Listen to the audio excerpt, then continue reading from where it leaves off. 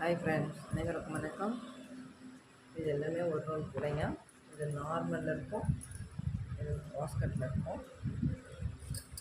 இதெல்லாம் return gift கொடுக்க ரொம்ப அழகாக இருக்கும். ஸ்கூல் பிள்ளைங்களுக்கு கொடுக்கவும் நல்லாயிருக்கும்.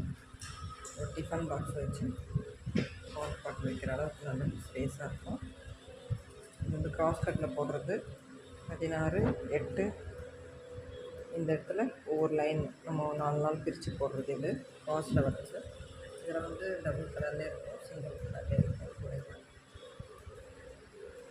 இருக்கிறதெல்லாம் வந்து இதெல்லாம் வந்து நார்மலில் போட்டுருக்குறேன், ரன்னிங் வீட்டில்.